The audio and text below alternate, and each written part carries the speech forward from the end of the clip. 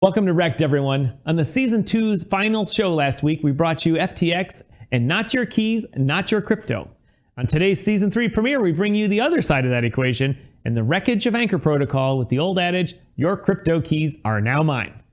That, along with the DEFI Forge rug pull on my favorite segment of the show, Rugged, Ruined, and REKT.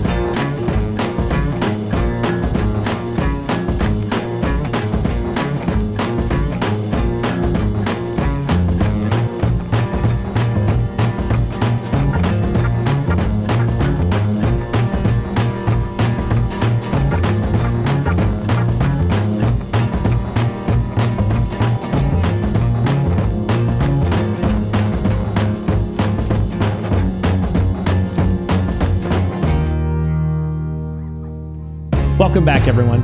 As many of you know, we do these shows not to make fun of anyone specific, but we use humor to help people learn from things that went wrong in crypto so those mistakes can be avoided in the future.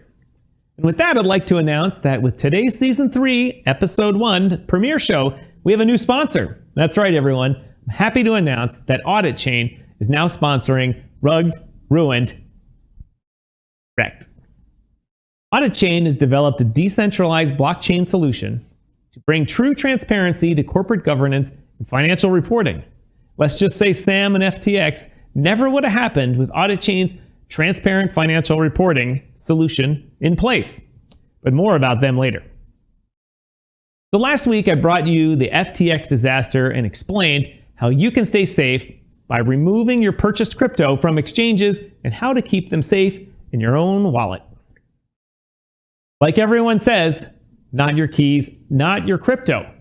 But today we have an example on the other side of that equation in which the old adage goes, we're stupid idiots and we didn't listen to anyone. We got our private keys hacked, and unfortunately it was the admin account for our entire smart contract and token. And even though everyone said not to have the admin account be able to single-handedly modify the smart contract, we did anyway, and the hacker introduced a mint function and gave unlimited tokens, which drained the liquidity. Oops, money gone.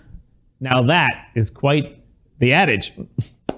Okay, more simply, the ANKR protocol got lazy with managing their admin account security. Somebody, possibly an insider, figured this out. Then during a maintenance upgrade period, they were able to steal the keys and take all the money. Sorry, Chumbalones, $5 million, no mas, and is now in tornado cash. So what can you do as an individual investor to protect yourself from ANKR management's mistake? Not much other than only invest in companies that have full corporate insurance for loss. But you can go to a project's TG and simply ask the devs about it. Hopefully they'll answer you. Now back to the lesson. There are some best practices to follow. If you're taking your crypto off exchanges, you don't want to get wrecked and ghosted by the exchange like FTX. How do you keep your crypto safe? The obvious thing is not to have your 12 or 24-word private key stored on the device with your crypto wallet. Just don't do it. In fact, do not have your phrase on any electronic device at all. Write it down, keep a copy somewhere safe, and maybe keep a copy with a relative. You don't need to tell them what it is. When you install a wallet on your phone or your browser, make sure your phone or computer is clean, no malware, viruses, no extensions running, no side-loaded apps. How to completely stay safe on your phone or computer is a much larger video than this. But the important thing is that if you keep significant amounts of crypto on your phone, you're asking for trouble. Get a Wi-Fi only phone. Keep it at home and not take it with you wherever you go. Put your crypto on that. In Chicago, armed robbers, carjackers, and other miscreants now point a gun at you, steal your phone, make you unlock it, and get your Cash App, Venmo, PayPal, and now your DeFi wallet, and send themselves your money. Yes, it's a thing. So tell me, if you took all your money out of the bank, like taking crypto off the exchange, would you then carry that cash around you doing errands, going to dinner, walking down the side street in Chicago? Of course not. Don't do that with your crypto, digital assets. Leave them at home under the proverbial mattress, just like you do with your cash. When we come back, I have a doozy rug pull for you. But now, a message from our sponsor.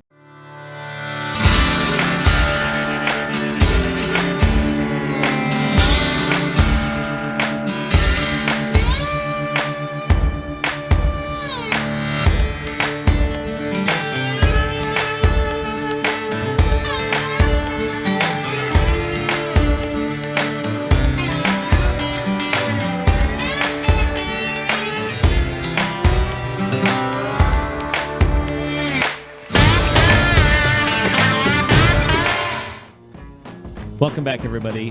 Thank you to Audit Chain. But wallet education is over.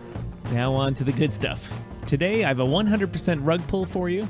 That's right, a cheat 'em and fleece 'em. This rug pull was different because the scammer was quite good at telling you his story and keeping everyone believing him. Of course, with hindsight, there are plenty of red flags, but still, it was a good, terrible rug pull indeed. DEFI Forge. DeFi Forge. Forging a new way in DeFi. That was their tagline. Sounds good. And the dev started with a good premise to simplify the process of getting money from your DeFi crypto account into your bank account. Right now, and generally the easiest way is to send tokens or coins to an exchange, and then from the exchange, ACH, wire, or direct deposit them in your bank account. May take a day, a week, you never know. It depends on your situation. But what about a service that you could just send crypto from your DeFi wallet to another DeFi wallet address, and without any other actions on your part, the tokens would be converted to your local fiat currency and deposited in your bank account on the same day?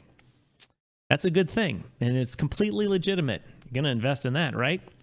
It's one step, saves lots of gas fees, and is just plain easier. It's a nice thing. And the dev played right into that. A stealth launch happened. Many of those are good, but ones in which a 10x happens and then a 50x happens with low liquidity and only a few small initial buys, pumping the market cap is very bad. Number of top wallets quickly were valued at many hundreds of thousands of dollars. But the way crypto goes, investors still came running in, attracted by the good story, and the high rates of return for staking seemed to be going well. Even I thought, hey, this project would make a good segment for my other show, DYOR Live, as a CEO interview segment. Little did I know it was for this show, REKT. Anyway, I inquired, and the dev said he would appear on my show fully doxed. Yes, that's a very good thing. So the price starts rising on par with new holders coming in. That's good. You want holders to come in and buy the project without people leaving. More holders, more value. Some cheating starts to happen. Profit taking. But then too much money is coming out from the top wallets. People complain a bit, but the dev is on voice chat every day reassuring people all is well, and today's pricing doesn't matter. A top position as an altcoin with a real utility is their goal. Big. It's going to be big. 2 weeks later, the holders woke up to this. Yep, the dev stole your money. You thought you were going to make a fortune getting in early on a great project. Wrong-amundo, chumbalones. Nope. Unfortunately, the dev had a hidden function in the smart contract that allowed him to access the stake tokens and sell them, which he did right here. In hindsight, it's clear that he was selling tokens from the top wallets he owned, and this was pointed out by people on Twitter. He was draining the contract slowly before performing the coup de grace and rugging the project, taking all of your money. So what were the red flags? How do we learn from this? How do we adhere to the DYOR project mantra of, doing your own research and not getting wrecked? First, don't believe in miracles. You, the average investor and chumbalone extraordinaire, only get screwed. And you simply do not experience immaculate conception of money. Sorry, it's a fact in all markets, new and old. What else is wrong with this? So the dev was talking in Telegram voice chats about his millionaire partner that started many successful businesses and was the startup capital behind this. Red flag number one. If you have money, you can just launch your token with your own liquidity provided by your investor. You don't need a pre-sale. Like every other startup company in the real world, raising their own money. It eliminates cheats, scammers, debts to private or pre-salers, price crashing, and red candle charts full of apathy. Having your own money also solves the major issue with launching a token. All the major issues with launching a token. But no, DeFi Forge took all of your money. Red flag number two. He was talking about being a top 20 coin in very short order. And because of that, he was attracting partners like Prime Trust, MoonPay, and others, and telling everyone that they are registered with the SEC and in New York State as a money transmitter. But But. No. They appeared on no lists. No. I asked the dev about this, and he said they used a stealth company. But for sure, they were registered with those entities. I looked. Didn't see any. It's all public info. You can look it up. Another red flag. I asked him why his website was registered to a domain name service in Lithuania. He said he was an American in the Buffalo region. He denied that, but it clearly was. It said it on the internet. At the time of this show, the 20th place crypto coin is Avalanche with $4 billion in market cap and $151 million in trading volume per day. To be a top 20 crypto project, the dev would need to displace Solana or Polkadot or Uniswap, Tron, Chainlink. Yeah, to claim to be that big very quickly. Red flag indeed.